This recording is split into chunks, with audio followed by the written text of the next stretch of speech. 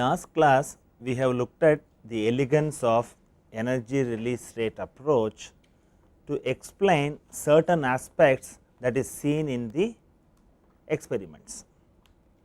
And we have also looked at by conceptualizing resistance, we have been able to extend whatever the concepts developed for brittle materials to ductile solids. In the case of brittle materials, the resistance was constant, whereas when you go to ductile solids, you have plastic energy dissipation, and in view of that, as the crack length increases, the plastic zone size also increases. So, the resistance increases as the crack also increases in length, and we have looked at two extreme cases of specimen thicknesses. In the case of a plane strain where the thickness is very large, the variation of R was slightly shallow.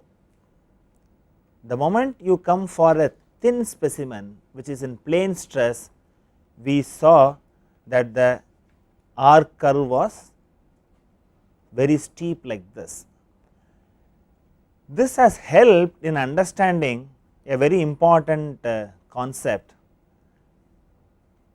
that you could have what is known as stable fracture. And what you see in this graph, when the stress level is increased from sigma 1 to sigma 2, you have at this point G equal to R. So, fracture initiates at sigma 2 and the corresponding energy release rate is G2. When I increase the stress further to sigma 3, then the crack advances by a small amount and stops. Until I increase the stress further, it would remain there. When the stress becomes sigma c, you find the G equal to R as well as the slopes of these two curves are equal. So, beyond this you will have fracture instability. So, what this graph shows is a crack of initial length A1 has advanced by delta A1. For this extension, the fracture was stable. Beyond this, you have unstable fracture. And now you can appreciate, when we said what are the necessary and sufficient conditions for fracture, we are able to see the necessary condition is G1 should be equal to R1, because we are looking at the mode 1 scenario, as well dou G1 by dou A should be equal to dou R1 by dou A. This becomes a sufficient condition. Only when these two conditions are satisfied, you will have catastrophic movement of crack.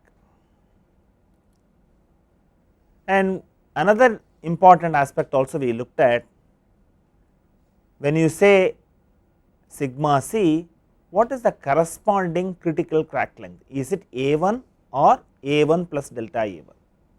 You have to keep in mind, when you have the stress of sigma c, a crack of size A1 will have a stable fracture extension followed by unstable fracture. So, you should not mistake that a crack length of A1 plus delta A1 is the critical crack length for the stress sigma c. In fact, many fracture calculations were erroneous because of this misinterpretation. So, these are all subtle things. So, what you will have to look at is, without getting into much of mathematics, we have been able to explain the phenomena of stable fracture that is seen in thin plates. The stable fracture would be followed by unstable fracture, but you are able to explain with the strength of R curve concept. And we will also look at other subtle issues. See, when you have the energy release rate as a straight line, it leads to another contradiction. we have the expression for G as pi sigma squared A divided by E. So, they are all straight lines. Now, R is a curve, and when I have cracks of different lengths A1, A2, A3, A4, I think I would redo the animation. You have a look at it, how the different crack lengths indicate the critical value of G. For the crack length of A1, you will have the value of critical energy release rate as GC1. For crack length of A2, you will have this as GC2. For crack length of A3, you will have this as GC3. I would like you to make neat sketches of this. This is very important. It is illustrating a very subtle concept. The animation is very helpful to understand this. For A4, you have this as GC4. So, what you eventually get is different critical energy release rates for different initial crack lengths. This cannot be possible, because when we say the resistance is inherent in the material has to behave in a similar fashion for any lengths of cracks. The material property should remain more or less same when you are looking at for different values of crack lengths. So, what is the mistake that is possibly happening here?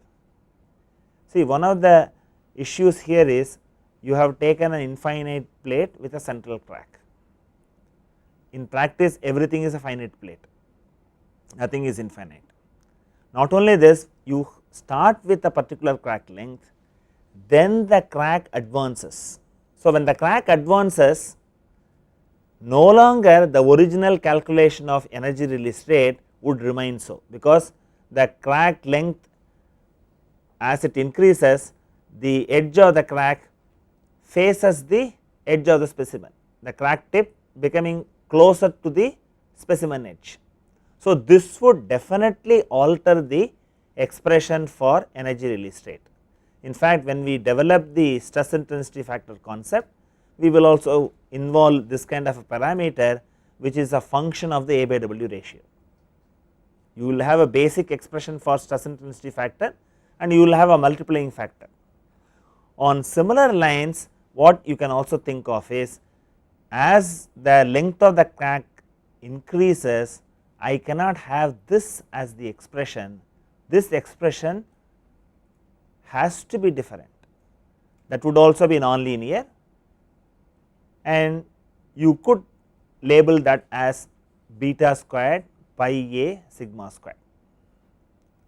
And this is a factor function of the problem on hand, it is a function of A by W ratio. And what you get here, this makes the change that you no longer have a linear variation, because beta is not constant, that itself is changing as a function of A by W, and you will have in essence a nonlinear curve depicting the fracture. And I have for the crack length A4 the corresponding failure energy release rate is Ga, and for a crack length of A3 the corresponding critical energy release rate is Gb. They are very close to each other, whereas if you had the energy release rate as straight lines, you are having a large variation from Gc1 to Gc4.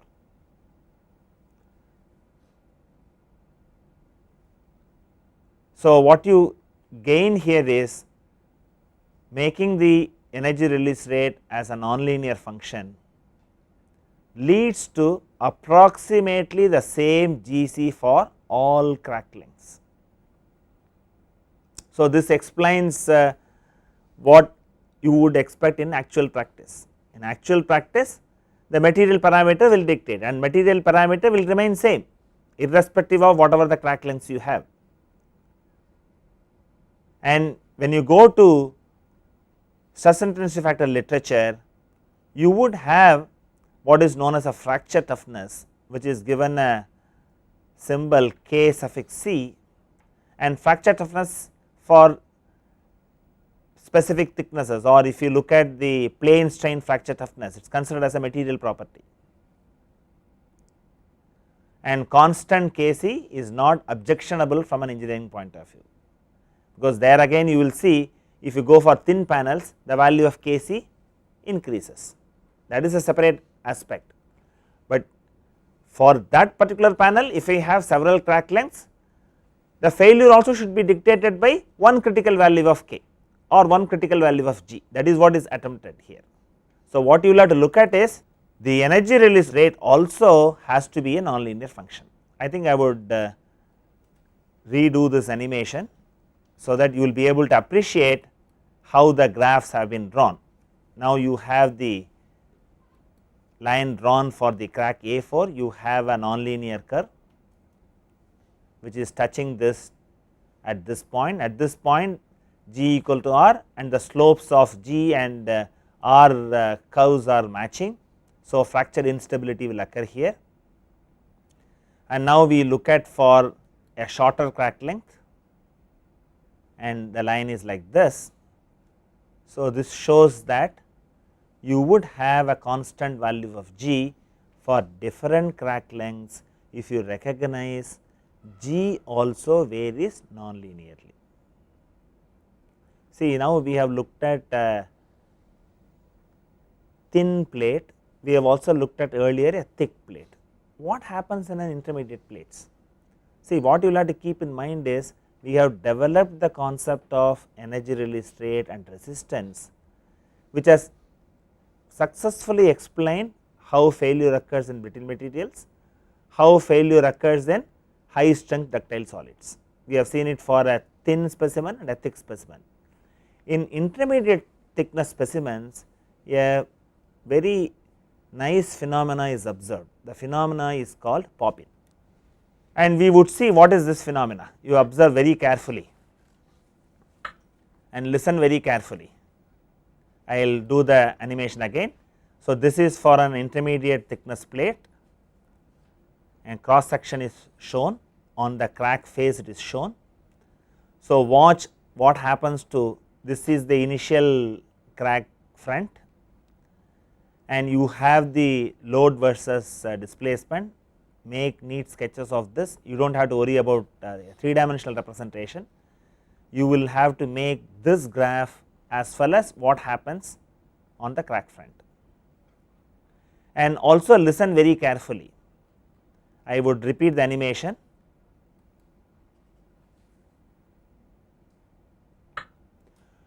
Have you heard a click sound? You know what you find is the crack has advanced as a thumbnail, and this is observed in intermediate thick plates, and we need to find an explanation whether such a thing is possible with our understanding of G and R. I would repeat the animation, you listen again carefully.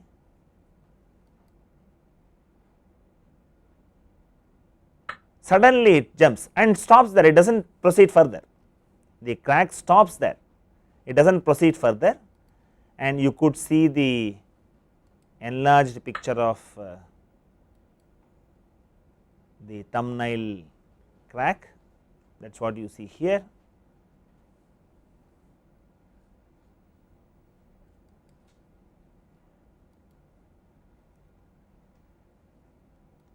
In fracture toughness experiment, what you do is you measure what is known as crack mouth opening displacement. You would measure the displacement in these two phases. So, in such a graph you will have a step here, and then you have a methodology how to find out the load at which the crack has initiated. That will be done. Again I will repeat the animation, have a look at it, and also sketch it. It is very important how the graph looks like P versus CMOD. So, this is an experimentally observed phenomena. And if you look at, this is an animation, so the click sound is loud enough for you to hear. It is very small magnitude sound, and in fact in one of the non-destructive testing technique called as acoustic emission, they capture this sound.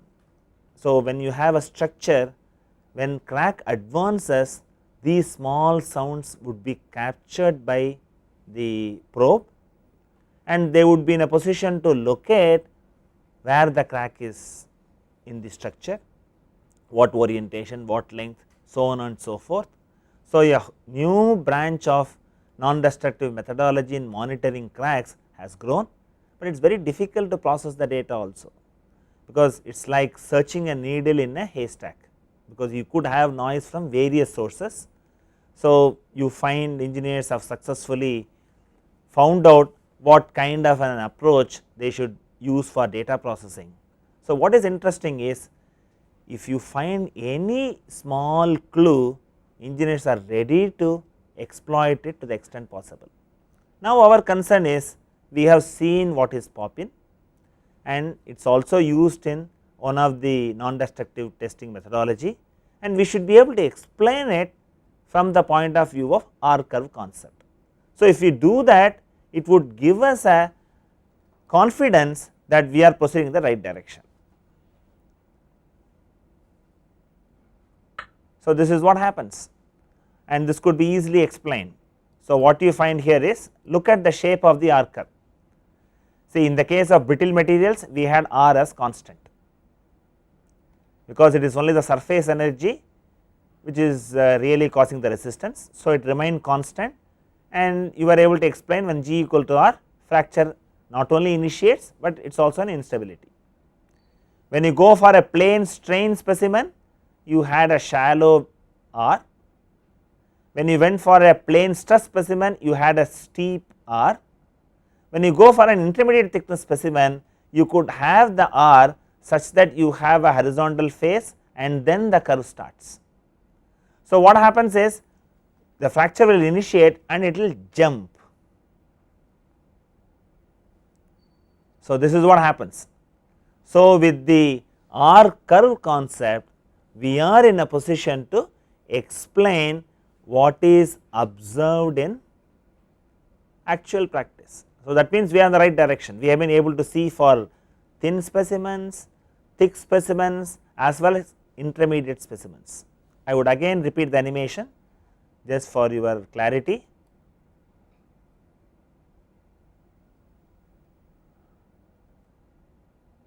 So, this is what happens. So, when the stress level is increased, fracture instability will follow. So, this is another example which shows we are in the right direction. This brings to our conclusion all the concept that we wanted to look at in energy release rate. We would again come back to this chapter after developing crack tips, stress and displacement fields, because we need to find out an identity between stress intensity factor and energy release rate. And we have also said, whatever the calculation of energy release rate we have done for the infinite plate with the central crack is only approximate, because we have directly taken the value or looked at the analogy, we have not actually derived it. We will do that derivation at that time. Now, what we will look at is, we have looked at in the last class a problem for which you need to bring specimens and see in a multiple crack scenario how the specimen behaves. Let us look at the specimen first, and the specimen was something like this. What you had was, you had a thin strip of paper, because it is easy for us to bring it as a specimen, and you had one central crack. This is shown as a thick line just for clarity, crack will be invisible, and you have edge cracks far away from the central crack, and these are shown as A equal to 8.5 millimeter.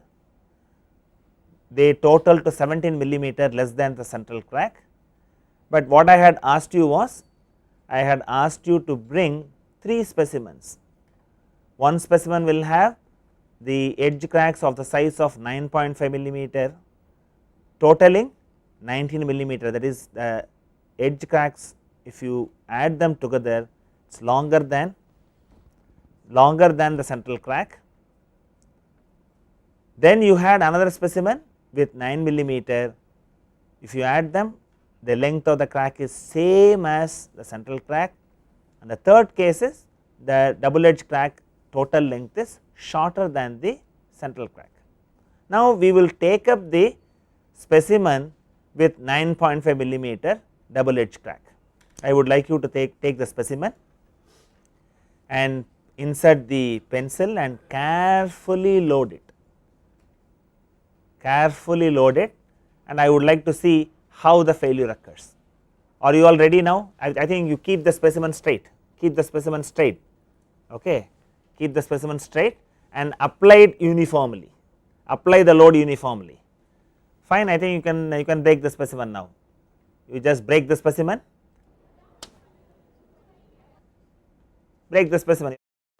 okay. Can you tell me how many people have got the double edge crack failed? Raise your hands. So I find 1, 2, 3, 4, 5, 6. So it is obvious, because in this example we had the longest crack was the double edge crack, and some people have not got the result as double edge crack, mainly because you are doing the experiment with hand and you may not be in a position to apply the load uniformly. See, in experiment you have to be very careful at every stage of making the specimen.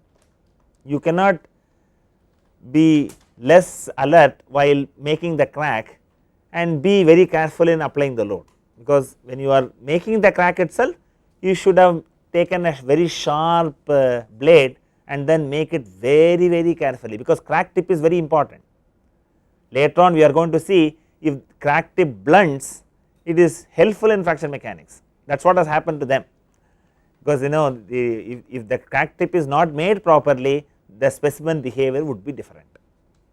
So it is obvious to expect when I have double edge crack longer than the central crack, fracture would initiate there. Now let us look at the second specimen. Please take the second specimen where the center crack and some of the double edge cracks are of equal magnitudes. Now hold them straight, or if you find you can apply uniform load horizontally, try that. It is all trial and error, fine, and then you report which crack has broken.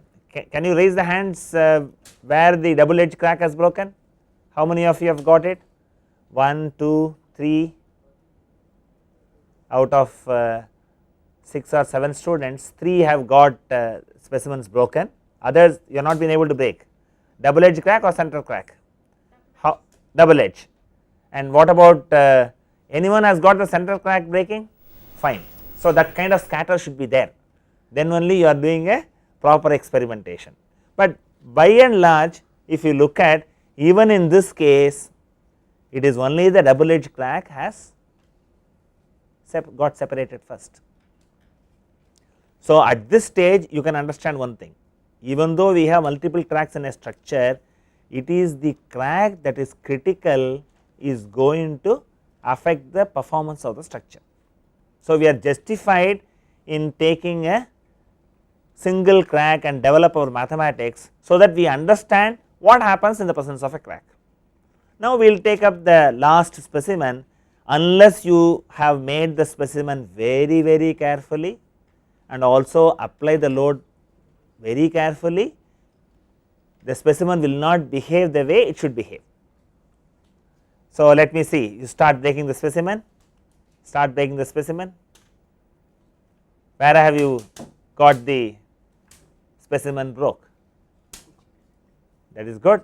So which one? How many have got the central crack? How many have got the double edge crack? Central crack, you raise your hands. So I have 1, 2, 3, 4. Double edge crack 1, 2, 3. So that means only 3 students have got very good specimen made for this case. See, later on we are going to have methodologies to calculate the stress intensity factor, and if you look at, these are all finite specimens. I have not supplied the batch of paper to them, each one had brought their own quality of paper. So, there would be variation, and specimens were made by individual students, there could also be variation, and unless you perform the experiment carefully, even in this case only the double edge crack would fail, because the stress intensity factor would be slightly larger than the central crack. So, when I keep increasing the load, the stress intensity factor would become critical at the double edge crack. So, common sense fails. What you find is a crack can be shorter physically, but what configuration is available on the actual structure also matters.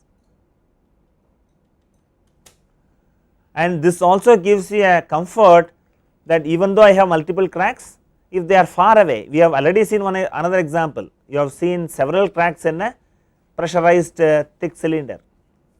There also we found there is no major interaction even when they were few millimeters away. So, we are justified in learning fracture mechanics for a single crack for us to develop the mathematics comfortably. And now what we will do is, before we get into the chapter on crack tip stress and displacement fields, it is better that we review concepts in strength of materials as well as theory of elasticity and get into the solution for the crack tip stress fields. Now, let us look at what we have learnt in strength of materials. Every statement here is important. First thing what you get is, you get what is known as closed form solution for simple problems. And what is a closed form solution? You get the values of stress magnitudes at every point in the domain, that is how you have got the solution. Suppose I take a tension strip, the problem is so simple, away from the points of loading you get the normal stresses sigma constant everywhere. If the cross section is constant, if the load is uniform, then it is constant everywhere. So, any xy position you have the answer from the solution. Similarly, when you go for bending,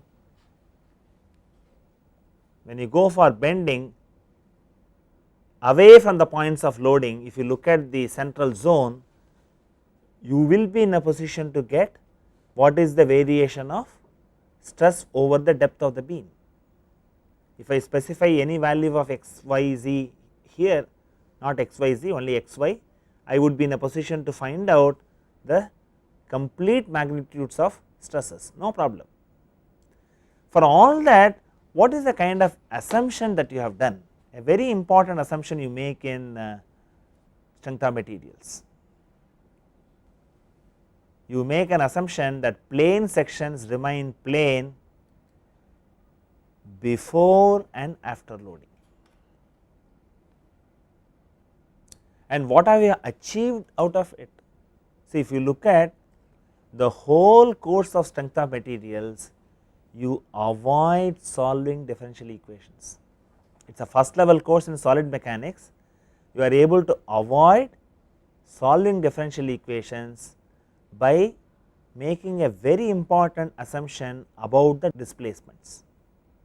Plane sections remain plane before and after loading. And what you have done, you have been able to solve problems related to slender members, and when you have looked at the slender members, you have also carefully looked at what kind of problems you would solve. You have evaluated the stress field in a beam under pure bending or torsion of a circular shaft. See, I have brought this specimen, this is rectangular, I can also twist it, but you do not solve the twisting of a rectangular shaft in a first level course, you postpone it. You never even ask a question when you are learning torsion, why I am not considering torsion of a rectangular shaft. Suppose I take it and then bend it, you can look at, if you look at very closely here, if when I bend it, you would be able to see how the lines they remain vertical, they get rotated, the plane sections remain plane, they do not change, they just do not change. So, that is the advantage in the case of strength of materials. You have made this important assumption and you are very careful in selecting the kind of cross section. So, that also helped in solving your problem.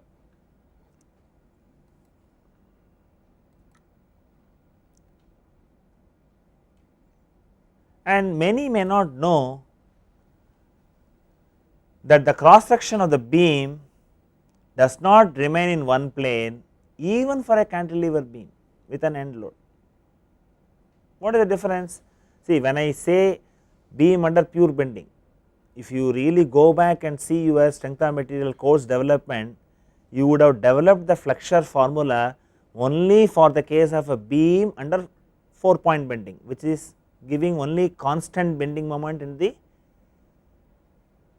length of the beam for which you want to find out the stresses. The moment I go to a cantilever, when I have a edge load, what happens? You have the bending moment varies along the length, but the shear force remains constant. So, what you are having is, you are having bending as well as shear, and this is the simplest beam that you come across in many applications. And what you have done, you have used only flexure formula for this also. You have never questioned, you have not derived your equations for this, but you have still utilized flexure formula thinking the formula is fully applicable. How this was applicable and what way the sections change when you have shear, we will have a look at it. Now, I am having a section of a rectangular beam and I have taken 2 sections for illustration, and we are going to look at what way the plane sections change because of shear. This is subjected to shear loading like this, and mind you, the shear loading is constant. I am only looking at constant shear loading. Try to make a sketch of it, because you have a feeling that you have learned strength of materials very well. There are certain issues which you have not focused. You know, when I am developing a course in fracture mechanics, I am pointing out then and there what is the kind of solution development, what are all the difficulties people have pointed out, how these difficulties were addressed. In fact, when we look at crack tip stress and displacement fields, even on the boundary condition we are going to have an elaborate discussion. So, when we want to do that, let us look at in strength of materials, have we understood all aspects of it. You make an assumption in strength of materials, plane sections remain plane before and after loading. That is violated even when I have a constant shear. How does this appear? When I have constant shear, you have these lines changed. It is not a straight line, it is a curve. This is a curve. So, what you find is your assumption is no longer valid in the case of even a simple situation of constant shear. How are we justified in utilizing that result? That is a comfort, you know, engineers always work like that. They will develop a solution, if try to apply it to practical problems, then bring in correction factors if they are necessary. If you are unable to solve the problem in all its totality by your analytical methodology, correction factors really help. In fact, when you are looking at design of a spur gear tooth that is considered as a cantilever beam, and you would have done something like a Louis factor, that factor accommodates these kind of issues, you may not be aware of it. So, in a actual solution you assume plane sections remain plane, but in reality it is a curve. We will again look at this animation. It was originally like this, then after the shear force is applied, you find that the sections have deformed like this. And if you look at the distance between two lines, two blue lines and two brown lines, they would remain same. See, whatever the effect of shear is not affecting the cross section. So, the shear and bending are decoupled, they are not coupled. So, that is why when you want to calculate the bending stress, you still use the flexure formula. The flexure formula is valid as long as you have constant shear. If it is a variable shear force along the length of the beam, which is happening in many practical situations, then your analysis is only approximate. Please make a note of it, it is very important. And that is what is summarized here. The deformations due to shear loading become significant only in deep beams. So, in deep beams you accommodate that. So, usually this effect is ignored in a course in strength of materials, but if you look at good books, the term the strength of material analysis of beams subjected to both bending and shear as engineering analysis of beams. It is no longer called as analysis of beams. The moment you bring in engineering, you also understand there are approximations. So, you are looking at the approximations. So, without approximations there is no engineering. So, this explains even in simple bending how we have compromised in the case of strength of materials. Now, before I take up theory of elasticity, I would like to answer a common question raised by many students. In the first assignment sheet, we had a review of solid mechanics, and one of the problems asked was, what is the definition of a free surface? You know, the concept of free surface is very important both for numerical studies as well as experimental studies. Even for analytical development, you should know how to specify the boundary condition carefully, and we would look at that. You know, what you will have to look at is, we have learnt a stress tensor. What is the utility of stress tensor? Stress tensor provides totality of the stress vectors at a point of interest. When you go to a Mohr circle, every point on the boundary of the Mohr circle identifies a particular plane passing through the point of interest. So, what is actually fundamental is, you want to know the stress vector on all the possible planes passing through the point of interest. Stress tensor is only a via media, but we focus so much on stress tensor, we forget the importance of stress vector. So, that is the reason why I said you have to go back and look at stress vector more closely. Suppose I have a stress tensor, how to find out the stress vector? Because I am going to find out stress vector on a plane of my choice, and that is what is given here. If n is the outward normal of a surface, then the stress vector on that plane is what we want to find out. I know the stress tensor at the point of interest. Can anyone recall what you have done in the course? It is nothing but your Cauchy's formula, as simple as that. So, you have the symbolism, I have the stress vector on plane n is nothing but stress tensor multiplied by the direction cosines defining the outward normal of the plane. And before we look at from a solving an example, we would just make a statement, what is the definition of a free surface? On a free surface, stress tensor need not be 0, but stress vector is necessarily 0. In fact, in many of your problems like simple tension, bending or torsion, you had free surfaces. So, some stress component may exist, that is the reason when you are writing the boundary condition, you should be trained to see if it is a free surface, you can't say everything is 0 there. So, what is said here is stress vector is necessarily 0, stress tensor need not be 0, that is what is mentioned here. We have to qualify the statement, we would go and qualify the statement. We will also look at other issues. So, when I say like this, mathematically I would write it like this, Tn equal to 0. So, that is a mathematical definition of a free surface.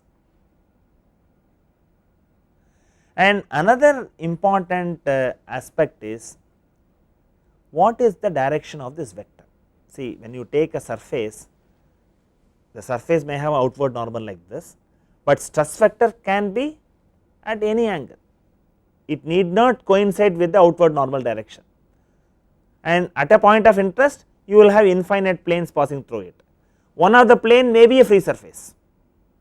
Okay, suppose you are taking a point on a boundary of the specimen and it happens to be a free surface, you would be able to identify a plane that is defined as free, but you may have stresses on all other possible planes. So, in all other possible planes you will have a direction of the stress vector, and what you have another important result is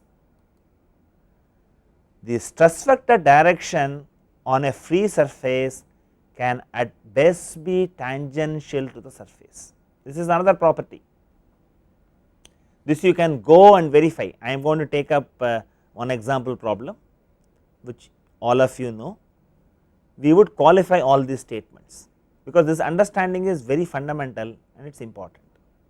And another statement is stress vector cannot cross the free boundary. So, if I have a free boundary, if I find in any one of the planes passing to the point of interest the stress vector, that direction cannot cross the free boundary. See, if you have looked at the development of shear, you would have learned shear cannot cross a free boundary.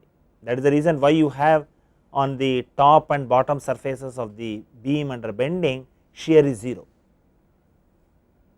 So, shear cannot cross a free boundary is only a particular case of a generic result that stress vector cannot cross a free boundary. Now, what we will do is we will take up a simple problem of a tension strip. I have taken pains to show the loading like this. I have not shown this as a uniform loading because I want to draw your attention that this is a free outward corner, and this is where I have applied the load. And what happens to this surface? This is a free surface, this is also a free surface because I have applied load only here, I have put a pin here and I am pulling a load.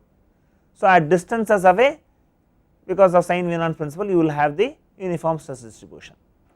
Now, you take a point B somewhere on the free surface, and you also imagine that I have x axis as horizontal and y axis as vertical.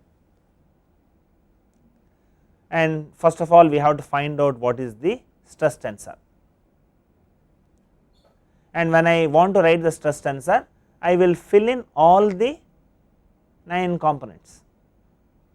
It is a good practice to do that, it is a good practice to write the stress tensor in all its completeness. And since I have considered this as a y direction, I would have some magnitude. If I know the cross section, I can find out that the stress magnitude in the y direction sigma y is A.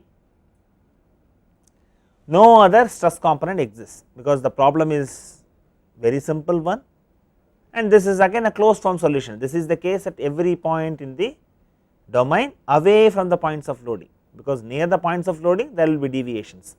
You could obtain that only from theory of elasticity if at all the problem is solvable.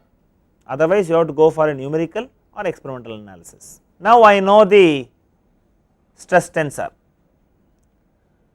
and you also know that this surface is free surface. So, free surface is defined by outward normal, and that normal also we can find out, that is given as n1, and the direction cosines are very simple to write. The direction cosine is nothing but 1 0 0. So, now I can find out what is the stress vector on plane n1, because I define plane n1 as the free surface. So, I have to calculate T n1, and when I do this, T n1 goes to 0. So, we have indirectly proved the mathematical definition of a free surface is T n equal to 0. In this particular case, the plane is n1. So, T n1 equal to 0. So, that is what you get from your Cauchy's formula, and in an expanded form this is done. This you could go and verify. You could also go and verify on this surface that it is a free surface, you could go and verify. And we would see another interesting problem. I have taken a corner here, I will show another interesting picture. I have a protrusion that is out of the specimen. See, without performing a stress analysis, I want you to tell me what is the value of stress at the corner. You can only make a guesswork. See, you will not be able to convincingly say this is so. What I am going to do is, if I know what happens to the stress vector, if I understand what is the free surface, if I also understand what is the direction of stress vector on all the possible planes passing through the point of interest, I would be able to answer this question convincingly.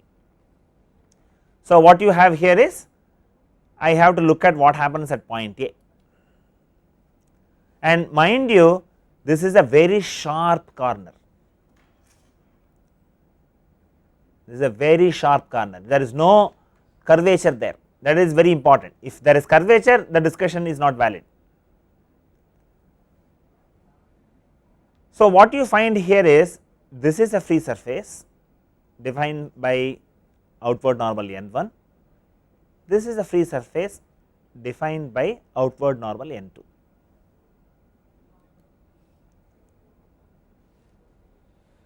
Suppose I have on this point A,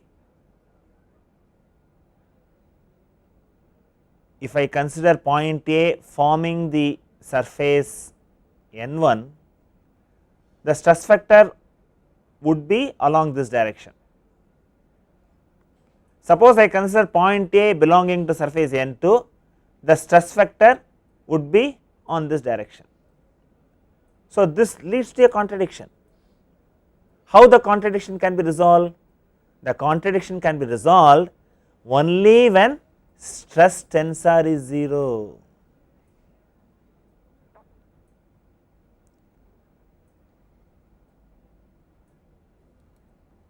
So, at the corner point, stress vector can be 0 only if stress tensor is also 0.